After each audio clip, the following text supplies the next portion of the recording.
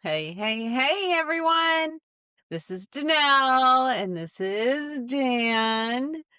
We are the married couple from Going Rogue BMX.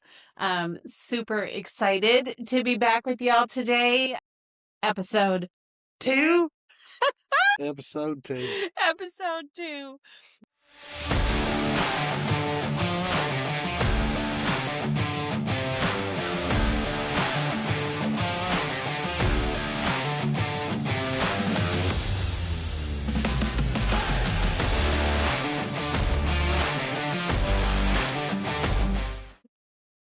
So, Dan, tell us a little bit about Going Rogue BMX. Tell them what we are for those who missed the first episode. We are Free Up BMX main sponsor, and King Dingling is Free Up Storage. Who we both work for. Yes. Yeah, that's better. I can see that. So what was the question? Tell them who we are, what we're doing. What we're doing, we're trying to learn how to do a podcast. That's what we're trying to learn how to do. But like she said, episode 2. Mm-hmm. And this is a whole lot worse so far than the first one was. No. So, but we have a main sponsor who pretty much pays for us getting to do the things we get to do. Right. And then we have our co-sponsors who give us discounts for our riders, only for our riders. Then we have some local businesses that have donated money to help with the team's races, hotels, clothing, gear. Gear. Mechanics sometimes, although this is our main bike mechanic here. So. That's why wheels fall off when you're going down the road, or maybe I worked on Bart's bike for him before he went to Florida. And that's why his crank fell off. Maybe. So, you never know. I'm not going to let you live that down. I'm really hoping you broke it. So we are basically a BMX podcast. We try to discuss all of the wonderful topics that are involved in BMX racing. We are the older generation that's out there pedaling our bikes. We're going to slide into the nursing home on 2 wheels when our time comes. I got an appointment next week. We are also obviously married, have been married. This is 24 years this year in actually a couple weeks. February 2nd. Yeah, February 2nd. We have grandchildren and children that all race with us. We have a huge community of friends that we love and adore, that we have met in this wonderful BMX community, which has inspired us to create this podcast. Right. Yes. So we have 3 generations on the track sometimes at one time. Yes, we do. During practice. Yes, we do. When we show up to our local track, which we technically are out of Cowtown, that is where our Cowtown BMX is where our home track is. Correct. But Cargill BMX track out of Shreveport is the closest to us. So we kind of show up in hordes out there, and yeah, they're always like, "Oh, the Echols are here. We've got a few motos." Yeah, we usually bring between 10 and 15 people with us. Right. Yeah. Yeah. It's a family affair, y'all. It's a family affair. Whether it's blood or not, it's still family. Yep. Exactly. So, exactly. We have a good time, and that's what BMX is all about. If you don't have that blood that you want, you'd rather have a friend than the blood anyway. Sometimes. We'll leave it there. All right. So, what are we talking about, woman? We've already discussed that what Free Up is, right? And what we're doing, our sponsors and everything. Yep. So let's just kind of roll right into like the topic of the day, which the last episode you kind of talked about what brought you to BMX. And I'm glad you brought that up. Yeah. Because I told y'all I had them trophies. So I don't know if the dongle will bring in on this, but it does say East Texas BMX Raceway, Longview, Texas. Look at that. From 84. Now, these trophies, I'd hate to see what it costs to make one of these today. Right. Because the trophies you get at the local tracks, they're not. If you threw it at somebody, it it'd probably bounce back and hit you. These right here They would take you out. that's probably 3, maybe 4-pound trophy. Yeah, that's a weapon. But anyway, I told y'all I had some of them, and I did have to take the dust off of it and everything. Right. So I had to knock the dust off of it. Yes. So we did talk about what brought him to BMX on our last episode. In case you missed it, we basically, just a quick recap, after his dad passed, we found a bunch of trophies and stuff, and it kind of brought him back to the 80s and his mindset, and said, that's it, we're doing it. It took me a little while to get on board, and yes, I have joined the clan in racing. I'm not very good. If we're going to talk experts, that is not, I'm just good at talking. We're just going to leave it there. I pedal around the track, and that's about as far as it goes. She looks good. I try. But I wanted to kind of know a little bit, if you could kind of talk just a little bit to us about what it was like in the 80s racing. Tell us about the first time you ever got on a track. The first time. Can you remember? Do you remember? Yes, I remember. So I had an old Murray bike, and most people ain't gonna know what a Murray is. It's a Walmart bike, ain't it? It was. Yeah, I mean, am I wrong? Yeah, but so Mongoose or the Mongoose knockoff brand. It's still a Mongoose that was going into Walmart now, but they're old heavy steel frames, blah blah blah. But the Murray, I bet this thing was 32, 34, maybe. I don't know. It was heavy. Bearings falling out of it. Some of it I didn't even have bearings in. I just packed it with grease.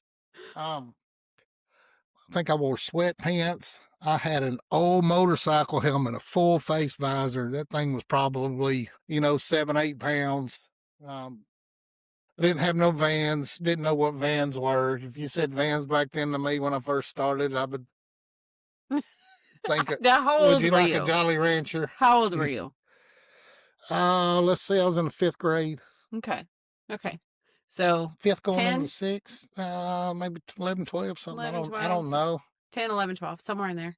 I know when it was because that's when the parents got divorced. So, and that's when I started going crazy. Yeah. It was 5th grade. Okay. So, but anyway, I go out there and I'm looking at all these kids, and they're in nice uniforms, got Bikes Unlimited, Bikes Express, Bike World, those were the big brand names. Yeah. GHP. Pink Panther. Now that's a blast from the past. Was I saw someone on. There was some cool. They had some cool uniforms. I saw someone who had one of their jackets. Someone was on the Dallas pages or something talking about how they had one of those jackets. Yeah, and the girls that rode for Pink Panther, they were they were sharp. They were sharp. They were sharp. So, but the local bike shops, that's what a lot of them rode for. And there was this one guy out there who was older, and I mean, he was doing all kind of tricks. I mean, smooth rider. His name was Dave. He had long hair. When you say older, how much older? He was probably, I don't know, 6, 8 years older than me. Okay. He was definitely an expert, but I think he got in. He freestyled and stuff too. But I mean, he was a spinner. Yeah. What do you mean by spinner? No, that's what I was supposed to say. So he's in good shape and he could spin his crank real fast. Like Barry Noble's talking about, oh, you got to grind. This kid was, I mean, he's not, well, Barry's a natural too. So, but I mean, he's done it his whole life. And you could just tell the kid was a natural on his bike. No matter what he did, he could do it. And he would, nowadays on YouTube, they got the game of bike. That's what they call it. And so back then we called it follow the leader, but she was on bike. And so they used to follow or try to follow Dave. Okay. But I mean, he would actually do tabletops, which is when you jump, if your bike's straight, you flatten it out like a table. Okay. And then you put it back down without crashing. So, and he would do it over the tabletops, which you know what a tabletop is on dirt. But he would tabletop over the tabletop. He'd tabletop over the curves. I didn't see him do flips and everything like Gerke and them do. But anyway, to go back to my first time there, I was very scared because I knew I could pedal the shit out of my bike and I could ride wheelies, but as on a track, I'd never been on a track before. Right. And, you know, you go walking up the back of this, because back then they didn't have no glued dirt or nothing. Right. It was just like sand dirt, right? It was, it looked like something like you motocross with on your dirt bikes. Yeah. Well, that's kind of what it is. If there's ruts, you just better hang on and try to get through the rut or whatever. Right. The curves wasn't as banked as they were. They were taller. Yeah. But it's like somebody had an idea in their head. Oh, let's just go put an X in the middle of the field, you know, and you've got to jump through the X's or the triangle. That's what they made. They made a form and they built it. Okay. And so you either jumped it or you tried to manual through it or you flipped through it one. Okay. It just depends on how he was. Right. But I remember walking up the backside of this massive hill and you could see where it rained and it just, you know, there was just trenches down through there from the rain. There wasn't no smoothing. There wasn't no asphalt. Right.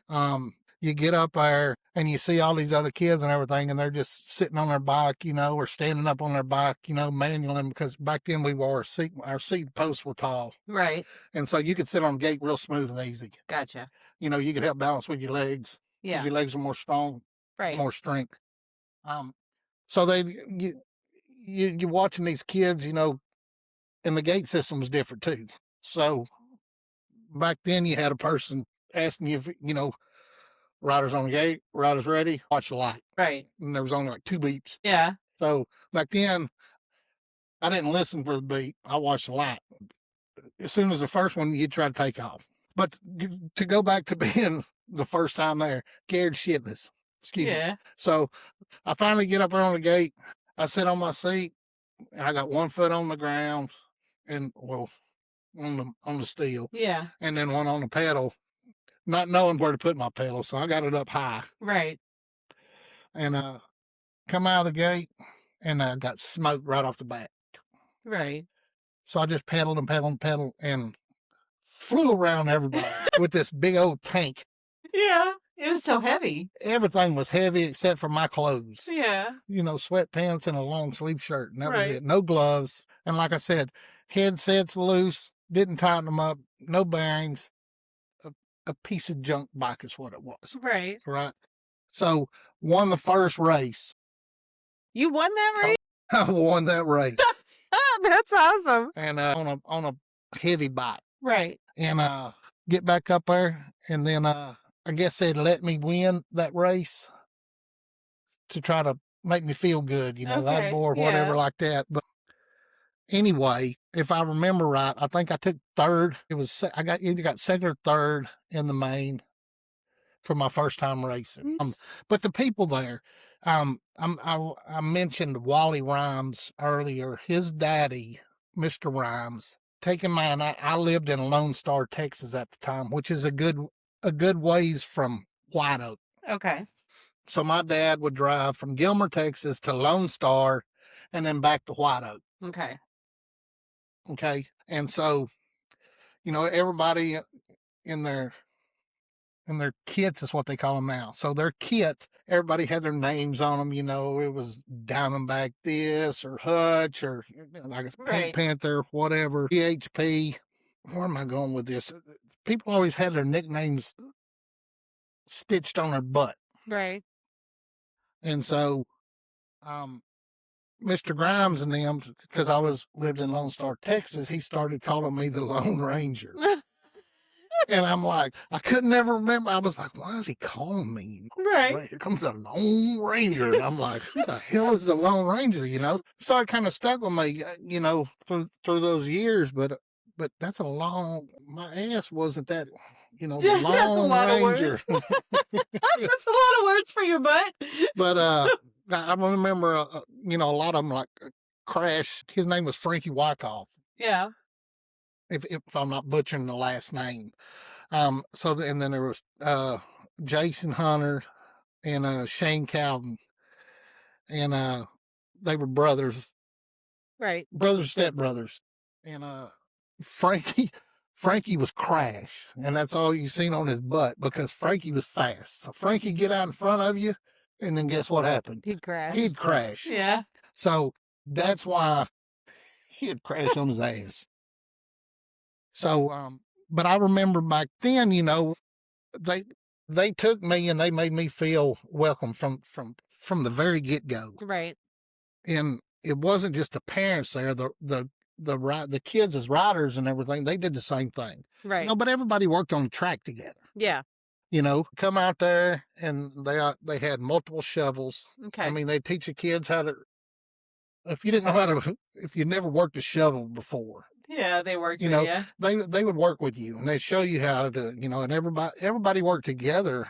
And I think that's one thing that's got away from some of these, you know, TOs and stuff is they don't get enough help and they won't ask for help. Right. They're I don't know if they're too proud or what it is, but you know, back then the BMX community was always together and they did everything. They went to, if they was going from Longview over to Bayou City to race over in Louisiana, they all met up, everybody loaded up together and they went in a convoy. So you felt like it was just a little bit more tight-knit than things are. Oh, it was very much tight. I feel like it's pretty tight-knit now, so. But you know, like I said, they all work together and everything. But going back to the first time of racing, you know, that's what, it was either second or third. I don't know, but I just know I got smoked out of the gate. Then I thought I'd really smoked everybody, and yeah. But I did so good on that old Heavy Murray. I mean, it took a lot to get it up in the air, but when you was up in the air, boy, you went a long ways. It's probably because it was so heavy. So, you know, I did good on that. Moved to intermediate, and I made it in the expert the first year. Oh wow. No sponsors, no. Right. No team help. Nothing. Yep. I found an old helmet. Rad had come out. I think it was a year or two later.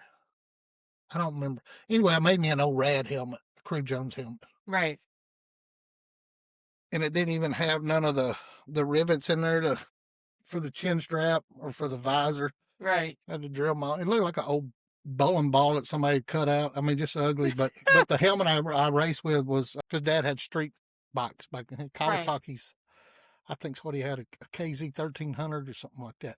But anyway, it was a real motorcycle helmet. It wasn't a motocross, it was a motorcycle helmet. Gotcha. And so I did what I did. I mean, and I did good with it. And then it was like, finally got a sponsorship at Bikes World. Yeah. I rode for Bike World and Bikes Unlimited in Longview. And but it was like when I got my gear. So I got my gear. Parents built me. First bike was a diamond bike that was actually built for me, not out of the box, but Charles and Theta built that, which is Shane and them's mama. Okay. And Jason's daddy. So that was the first one. And then they built me a Hutch, an 84 Hutch Pro Racer. Which he still has. Which I still have. Well, he has I have frame. parts of it. He has a frame. I have the frame. That's a long story. That's a different expensive story. Yeah. So, but anyway, and it was like, I did good. I was winning races. I was making a podium or you know, fourth or fifth. Right. You know, coming in, I wasn't dead last night. Because back then when you raced, you had full racks. Right. There wasn't no 3 people on the gate with you. And where was I going? Yeah, when I got my uniforms and stuff, I just thought I was the shit, boy. You know, I looked good. Still with the ugly helmet, you know, till I made my own and everything. But it was just like I had a great looking gear. I had a new bike, and I couldn't ride worth a flip. Really? Could not. You always did better with the head. I mean, you even like that pieces. red line cruiser that you have that I still you ride bought it. just I just cheap. put some upgraded parts on it, but I mean, I feel more comfortable on that, on cruiser wise. Right. Anyway. I know. I'm just saying. It's funny how that works out.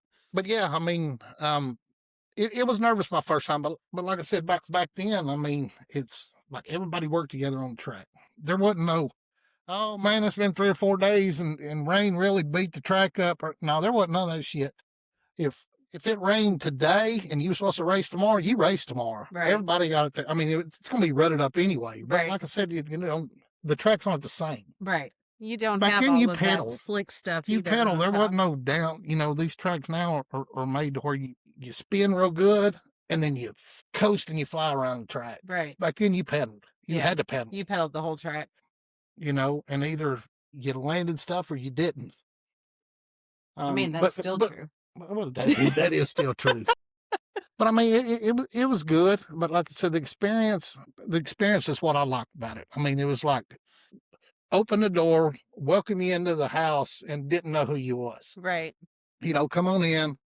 Right. And it stuck with me. I mean, it was definitely the family I didn't have. Gotcha. Which Pardon makes me. sense. So, that's why when Free Up and you are doing what you're doing, it means a whole lot to me. Right. To be able to talk with these boys, because I mean, we don't just, you're not just gonna pay money and join our team. I mean, it doesn't work that way. There's an interview process. Right. There's a goal process. Your kids, you know, they got to be respectful to parents. They got to make good grades. You know, that's what it was back then. Right. And you know, I don't care if you win one race or ever win a race. Right. I mean, we hope you do. Yeah. Because I mean, it's just good for your self-esteem and that. You know, I'm still like, waiting. I'm I've still been at getting it beat. for I'm still years getting and I'm beat. still getting beat.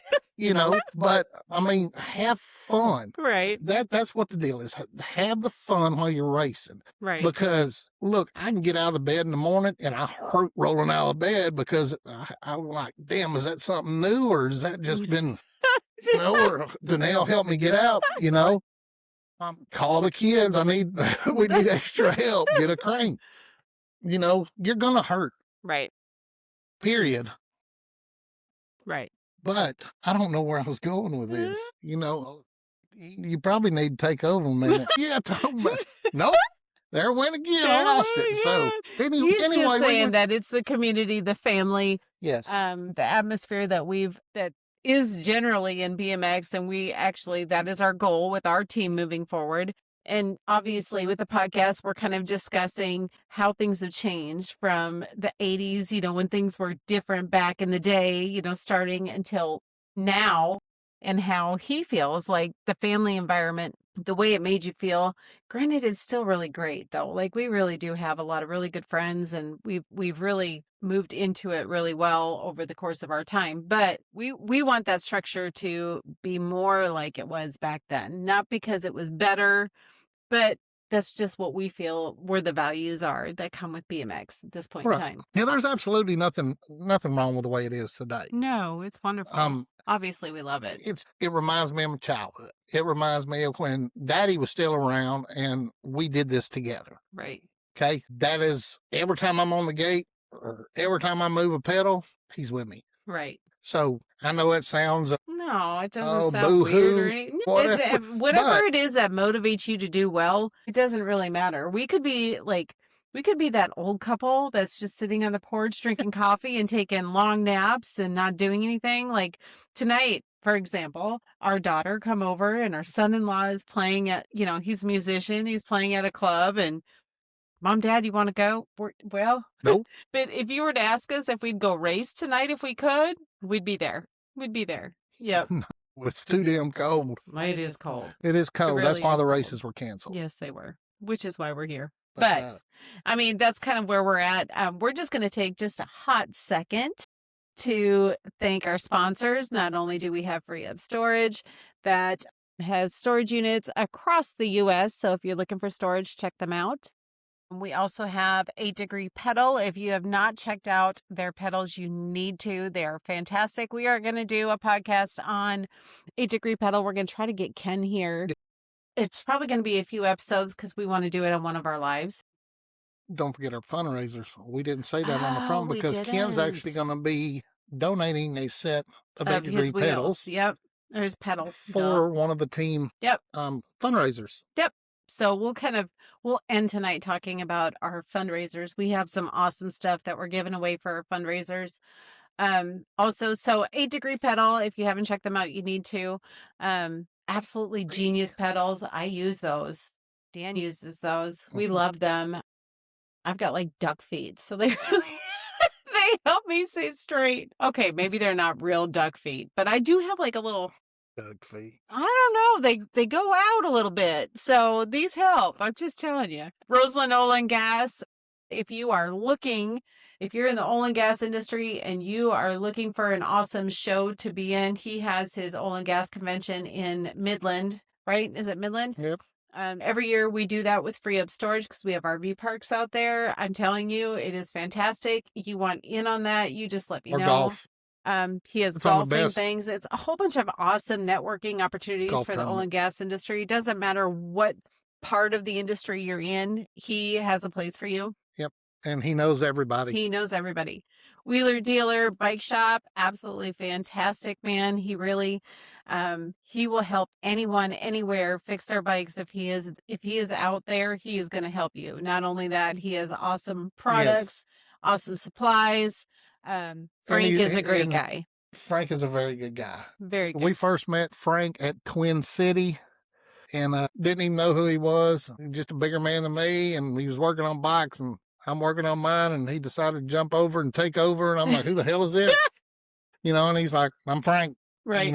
Wheeler Dealer. And I'm like, I'm Dan, Gilmer, Texas. So I didn't know, but we kind of built a relationship, and we've known Frank for going on 3 years, and he's a super good dude, man. Super good. So if you're looking for bike parts, that is your guy. Anything. Yep. When it comes to bikes. Yep. And if he don't have it, smart. He can either make it or he can get it done for you. Yep. He knows. He knows. He's guided us through a lot of different builds over the course of time here. And information. Yep. Not to mention Good Brothers AC and Heating. They're local to the East Texas area, but I'm telling you, they are the best. So if you are in East Texas or probably fairly close to East Texas, that's who you want to call. Did I miss any sponsors? I don't think I did at this point in time. Obviously, Rogue, that's us. Yes. So I think we hit them all. We are always looking for more of those. So if you are looking to contribute, we have plans in which you can either donate if you have a service that you can provide discounts on. That also will work for our team. So hit us up. We'd be happy to discuss it. Correct. Yes. So getting back into what we were talking about, we've already kind of been up here for a few minutes, so we're not going to be here too much longer. I don't want it to go too terribly long. Oh, shit. He's moving things. So just kind of a final closing talking. We've already been at this 30 minutes. Okay. Can you believe that? Time flies when we're having fun. So I would absolutely love to hear about your first riding experience. Dan and I think that is super awesome. If you have an awesome riding experience your first time, even if it's just how it made you feel or what brought you to it, drop it in the comments, send us a message. We are going to be reading some of this stuff on our page moving forward, on our social media, on our podcast, whatever it might be. We would love to hear about your experience, your thoughts. Feel free to subscribe to check out more episodes of the Going Rogue BMX podcast, because we are the coolest old people you ever met, right? I don't know about that, but so here's show some love and just understand that this is all new to us. This is new to us. And we're not so much fun. We're not doing it for a paycheck or nothing like that. We're promoting our business, our team. Our team. Okay. Promoting our team. Free up our team, BMX. Getting and whatever. Always you looking to build. If you have a rider that is looking for sponsorship, keep in mind we are not a full ride, but we do take and offer some really awesome things. Talking quarterly rider of the year, or quarterly rider of the quarter, I guess you would say, right? Rider of the quarter? Rider of the... You can call it whatever you want. Rider of the something. Most improved rider of the quarter or something like that. Yeah, we're kind of working on it. We are doing. Yes. Okay, that's it. We have things like rings, backpacks, all kinds of awesome stuff. And you're talking about a ring. It's a custom-made ring that's got free up BMX on it. It's like a high school ring. Yeah, like a guy's. Yep. class ring. Class rings. So it's bragging rights Yes. for the team, whoever gets it. Right. And it's voted on by the team. And it is voted on by the team. It is not something we do. That is correct. Yep. And anything we do when it comes to if somebody needs help with something or the sponsorship and that, it's not our decision. It's voted. It's talked about through the team. Who needs this? Right. You know what they need a new set of cranks. Well, those are $300. You know, we can't just. So that's what the fundraisers and stuff are for. Yes. So when they need it, we all sit and talk about it. Either a phone call or video. Right. Video chat, something like that. And then we make it happen. We do have like our team captains, and they also assist with that. Team Correct. Captains. We have moms on the team that are fantastic and kind of help guide. We also have, a little bit of structure when it comes to training. Dan and Don are kind of working on putting some stuff together for our teams that way, just a little bit. But so if you are looking to contribute and you are not a business, you're not looking for a sponsorship, guess what? We are having a raffle. We are having a raffle, $5 a ticket. I'm going to put the link in the comments. We're going to give that away. We're going to announce it live on our social media on March. Last day of the Cajun Last day of the Nationals. Cajun Nationals. I think it's the 18th, but no, 22nd, something like that. I think it's 22nd, but either way, it'll be that Sunday, the last day. This is our second episode. We don't have no paper wrote. We don't have anything wrote down. We just wing it. I'm not saying nothing bad. I have a feeling that's targeted at me. No, it's not targeted. It's saying, bear with us. And that's what I was getting back earlier. And if you see what we're not doing right, let us know. Yeah! Constructive criticism. We're good for that. Yes, we are. You might get some back too. Who knows? But yeah, let us know what we're doing wrong besides rambling, because I do that all day long. He's a good rambler. I'm a rambling man. Yep. So, anyways, so yes, I was looking that up. Keep talking. What were we talking? I feel like old people moments here. Raffles. So we have a pair of 8-degree pedals that Ken is giving away from 8-degree pedal. He is actually physically giving them away for the raffle winner. We also have a timing gate system, or a timing, what do we call that? Like a timing system. So you can do sprints or whatever, and timing. It's got like the 4 setup ring timer thing. Super cool. March 22nd. And then we also have a gift basket that's being put together. Yep. Miss Jenny, girlfriend Jenny. She makes like phenomenal homemade like candy and goodies. She's putting that in there. We also have a few other awesome little things that are going to be put in that gift basket. As of now, that's what we are giving away on the 22nd. We already have stuff lined up for the next one. So it's four drawings at the Cajuns. Yes. 4. Yes. Sorry. So y'all want to make sure to get those tickets. $5 a ticket. I will put a link in the comments. You just buy it online, not a big deal. If you want to drop it in person or send us a payment other way, just let me know. We can hook you up. I'm pretty flexible. Help our team grow. All of that money goes back into the team, yes. Obviously, whether it is for travel expenses, racing fees, or it might even go towards our grand scholarship that we talk about. We try to give that to at least one rider who's going to hopefully have one full ride, meaning hotel, race fees, whatever else we can afford. That's where it's going to go. So hopefully. We thank you so much for joining us. We will be shortly back with episode 3. We don't even know what we're talking about yet, so I can't even really tell you because, like you said, we wing it. Speaking of wings, I'm getting hungry. You are getting We're fixing to go eat. That's what's going to happen. Y'all have a great night. Y'all very much. Thank you for joining. Don't forget to subscribe.